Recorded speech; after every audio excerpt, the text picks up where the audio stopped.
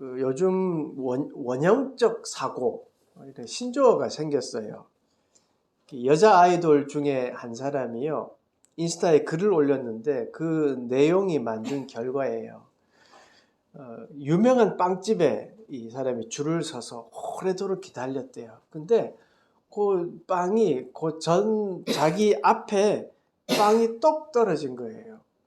그래서 어쩔 수 없이 더 기다려야 되는데, 그때 이 원영이가 하는 말이요, 내 앞에서 오랫동안 기다렸는데 내 앞에서 빵이 소진되었지 뭐예요.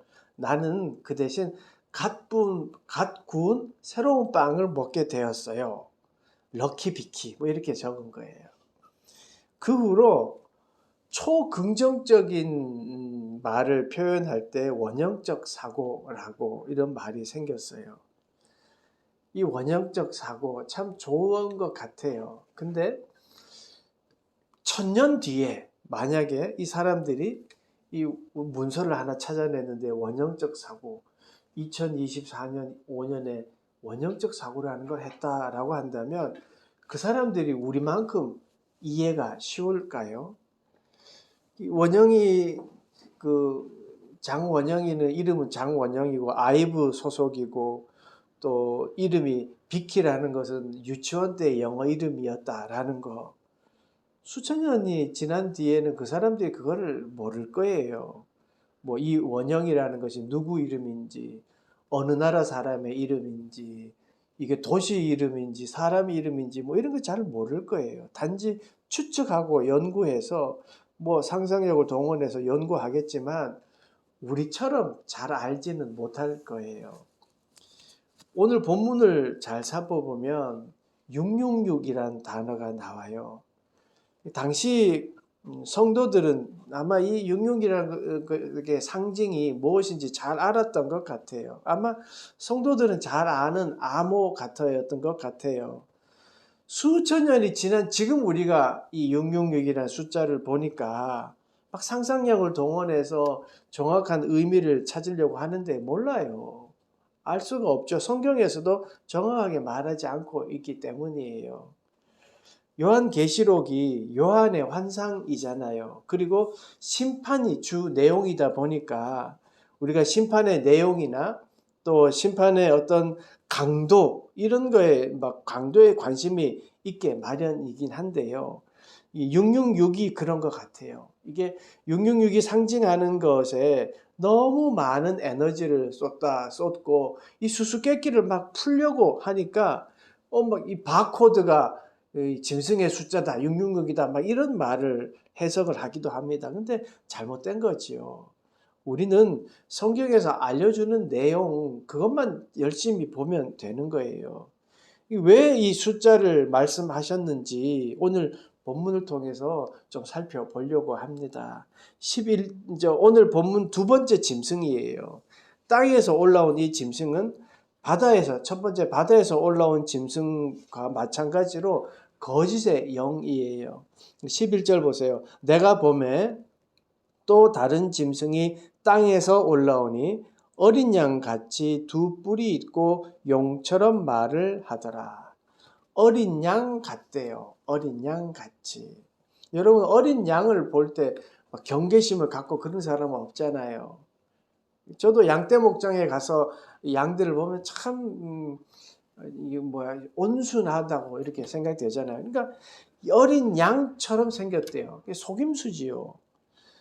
열심히 자기를 속여요, 거짓 영들은요. 그래서 예수님께서도 뭐라고 하셨냐면 거짓 선지자들을 삼가라. 양의 옷을 입고 너희에게 나오나 속에는 노략질하는 일이라. 이렇게 경고하셨습니다.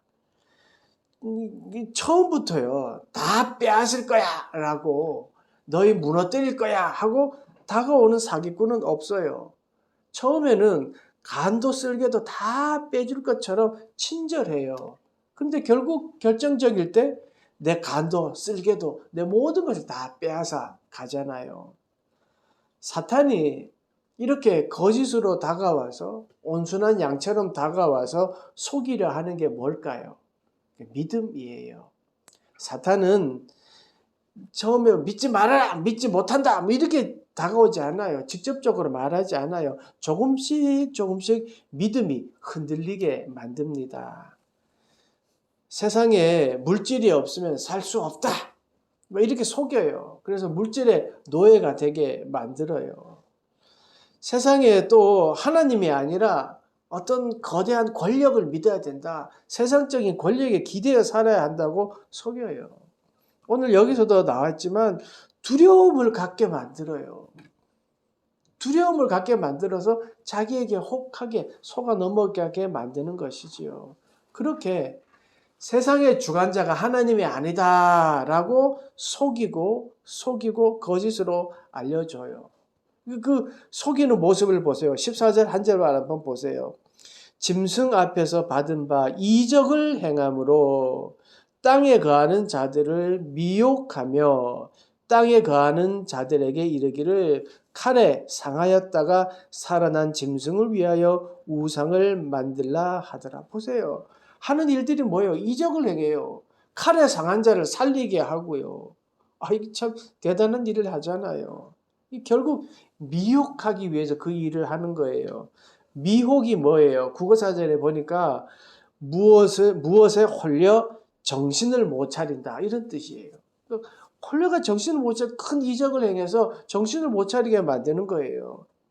거짓에 속아서 속는 줄도 모르게 만들어요. 그도 그럴 것이요.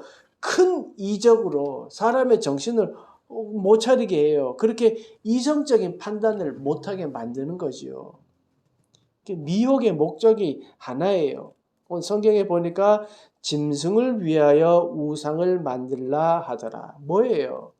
하나님을 버리고 나를 따르라.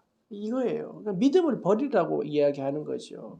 세상의 주관자는 하나님이 아니야.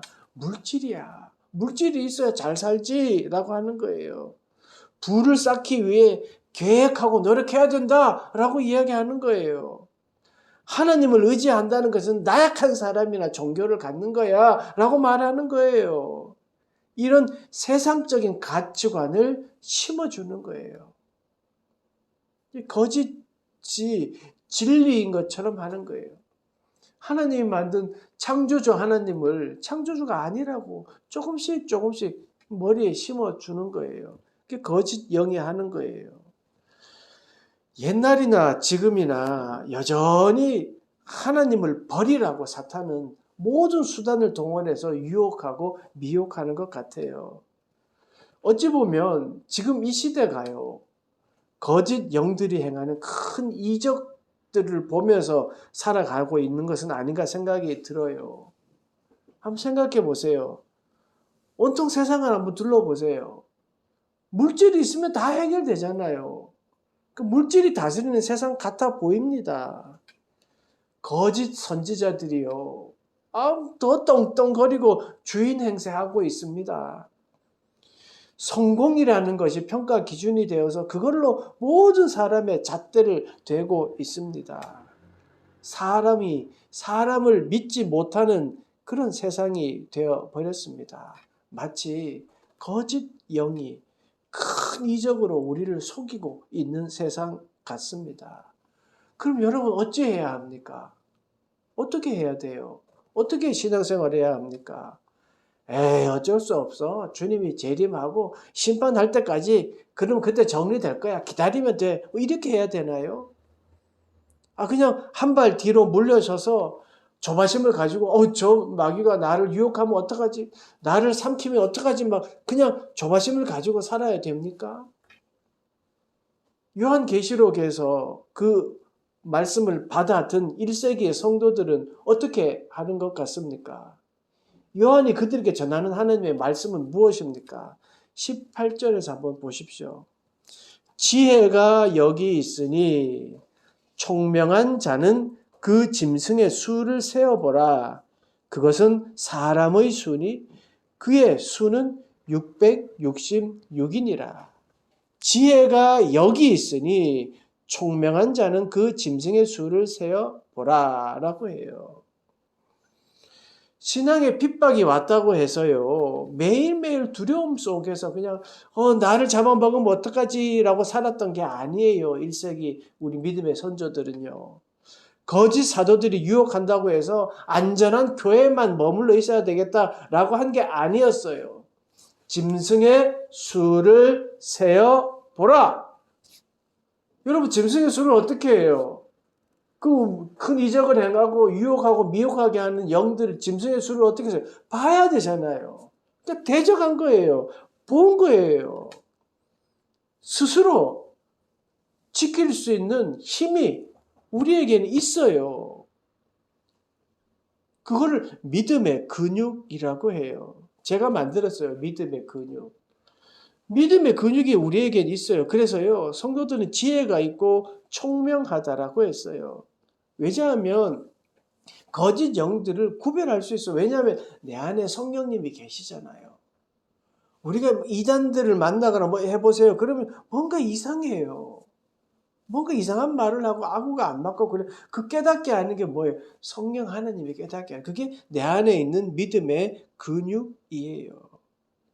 그 총명함이라는 것은 총명함과 지혜를 가지고 그 믿음의 근육을 가지고 숫자 짐승의 수를 한번 세어봐. 그게 666이 될 거야 라고 말씀하고 있는 거예요. 만약에요, 믿음의 근육이 없다면 짐승의 수를 셀 수 없었을 거예요. 아마 숫자를 세다가 미혹되어서 그냥 넘어가 버리거나 또 뭐 어떻게 되어 묻혀버렸을 거예요.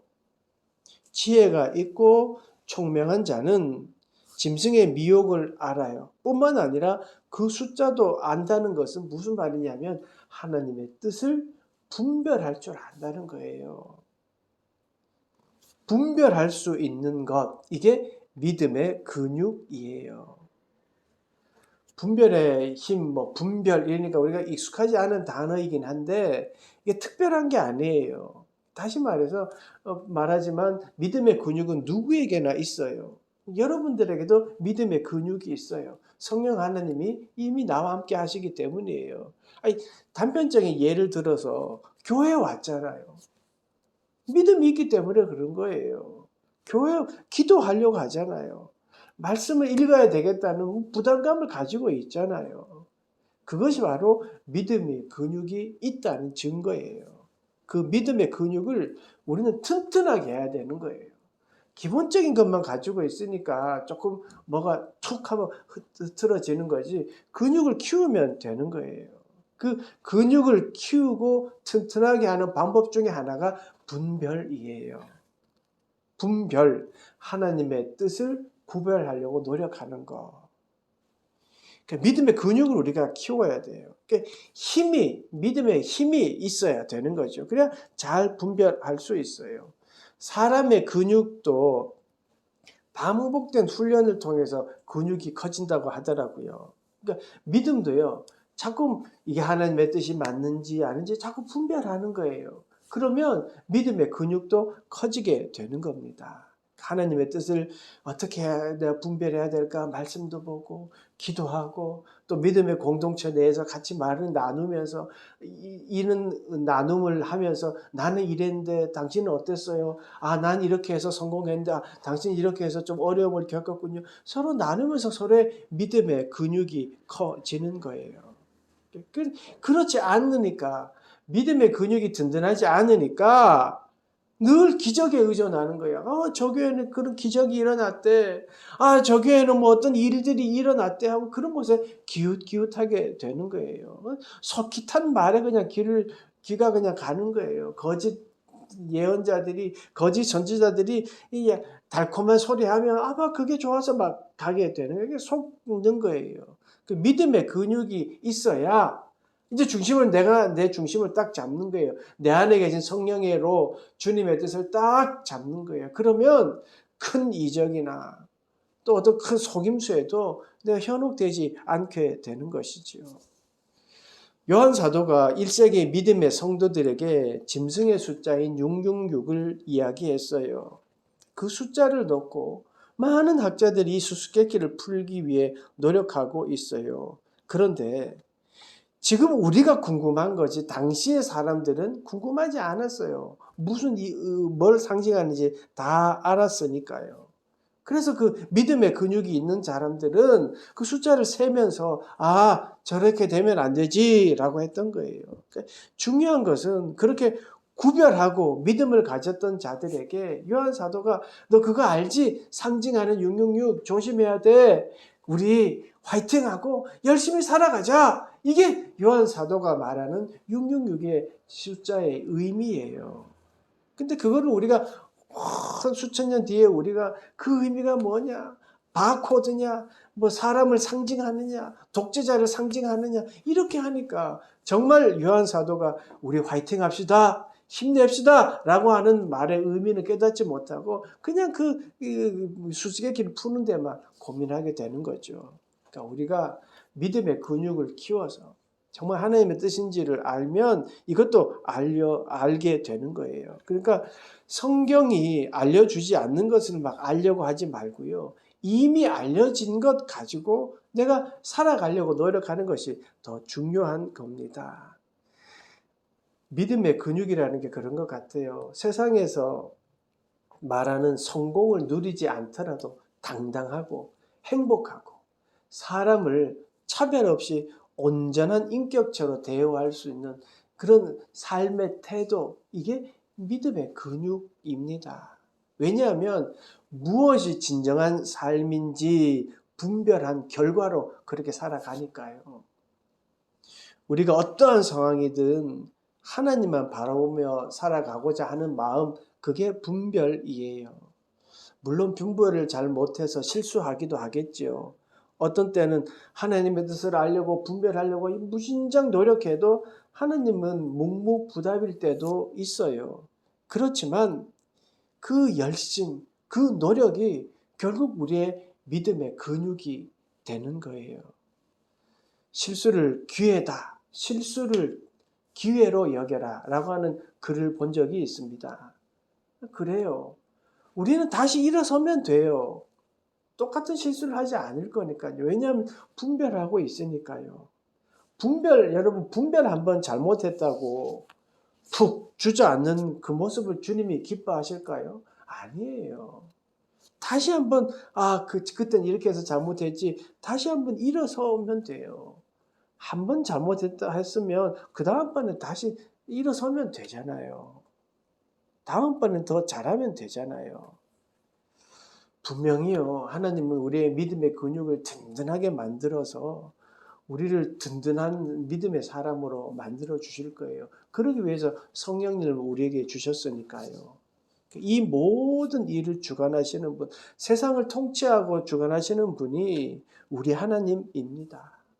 그 하나님이 우리를 옆에서 도와주시고 믿음의 근육을 든든하게 하도록 도와주실 것입니다. 믿음의 근육이 든든하고 강하면요. 하나님이 없는 큰 기적이 그게 놀랍지 않다는 것을 깨닫게 돼요. 아니 분별하게 돼요. 그리고 미혹당하지 않을 거예요. 거짓 선지자나 이단들이 공격해도 끄떡 없을 거예요. 왜냐하면 내가 든든히 지킬 수 있으니까요. 그런 영적 파워가 나에게 있으니까요. 사랑하는 여러분, 그렇게 우리 한번 순간순간 하나님의 뜻을 분별하려고 노력하면서 한번 살아가 봅시다. 하나님만 바라봅시다. 하나님만 의지하고 하나님이 그러라고 우리에게 지혜를 주셨고 총명함을 주셨잖아요. 우리 한번 순간순간 하나님의 뜻을 분별하면서 그렇게 한번 살아가는 여러분 되시기를 간절히 축원합니다. 기도하겠습니다. 하나님, 주님이 주신 지혜로 그리고 우리와 함께 하신 성령님으로 하나님의 뜻을 분별하며 살아가는, 그래서 우리의 믿음의 근육이 더 강해지는 우리 모두가 되도록 인도하여 주시옵소서. 우리가 삶을 살아갑니다. 하나님, 몸이 아프고 또 치유 가운데 있는 모든 이들에게 하나님의 치유의 광선을 비추어 주시옵시고, 또 어둡고 긴 터널을 지나는 이가 있다면 하나님 소망을 심어 주시옵소서. 우리가 늘 기도하는 자립 청소년들에게 용기와 힘을 더하여 주시옵시고, 우리가 삶을 살아갈 때에 물질 때문에 시험 당하는 일 없도록 도와주시고 물질을 다스리며 살아가는 우리 모두가 되도록 축복하시고 인도하여 주시옵소서. 감사드리며 예수 그리스도의 이름으로 기도드리옵나이다. 아멘.